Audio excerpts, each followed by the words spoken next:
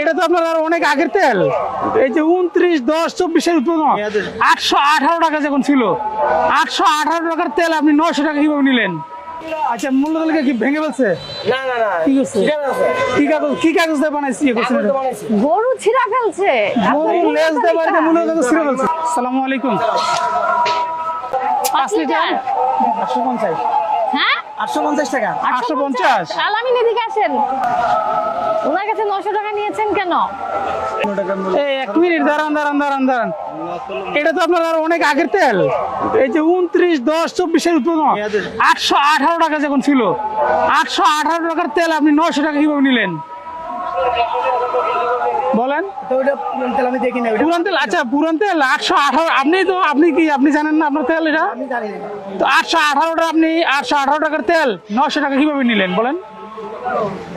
ওটা আমি জানি না, দেখে নিছি। আমি জানি না। জানি না দেখে আপনি কম নিতে পারলেন না? এই শুনেন, 800 টাকা নিতে পারলেন না বুঝা 900 টাকা নিলেন কেন? তো এরকম না বুঝলো সবারই ভালো। আমরা না বুঝা আপনার কাছ থেকে যেই জিনিসটা আপনি নিজের বুঝতে বুঝলে তো হবে না। দেখি না জানি। দেখেন নাই, ধার্যকৃত মূল্য থেকে অতিরিক্ত মূল্য যদি আপনি কোনো পণ্য বিক্রি করেন, সেখানে 50,000 টাকা জরিমানা বিধান আছে, 1 বছরের জেল আছে। আপনাকে সতর্কতামূলক 10,000 টাকা আর্থিক জরিমানা করা হলো। ভবিষ্যতে এই তেল আপনি ধার্যকৃত রেটে বিক্রি করবেন, ঠিক আছে?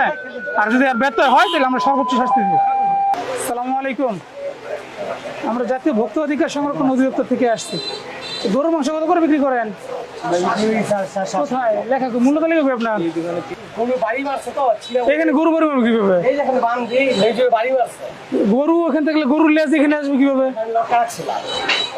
কোথায় রাখছেন বলেন? মূল্য তালিকা কোথায় রাখছেন? আপনি কোথায় লটকে রাখছেন বলেন? ওই জায়গায় কিভাবে লটকাবেন আপনি? লটকানোর কিছু নাই, মূল্য তালিকা থাকে এখানে।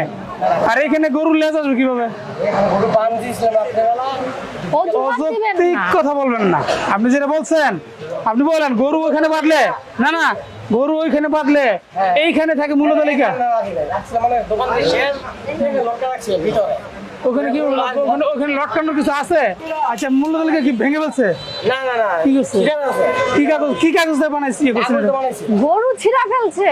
গরু লেজ দিয়ে বাড়িতে মূল্য কাগজ ছিঁড়ে ফেলছে। না ওটা নরম ছিল, ছিড়ে গেছে। আমি আগে বানাইছি।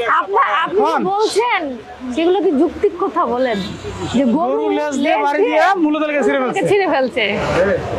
আচ্ছা, এই অজুহাত আপনার কাছে যদি কাজ করতে হবে। আর যদি অজুহাত দেন তাহলে অজুহাত দিবেন। মূল্য তালিকার জন্য ভোক্তা অধিকার আইনে 50,000 টাকা জরিমানা। আপনি যে অজুহাত দিলেন সেটা গ্রহণযোগ্য হলো না। মূল্য তালিকা থাকতে হবে। যেটা ছিঁড়ে গেছে ওটাই আপনি রাখবেন। শোনেন, মূল্য তালিকার জন্য ভোক্তা অধিকার আইনে 50,000 টাকা জরিমানা। আপনাকে সতর্কতামূলক ভাবে 1,000 টাকা জরিমানা করা হলো। মূল্য তালিকা এখন আজকে ঠিক করবেন।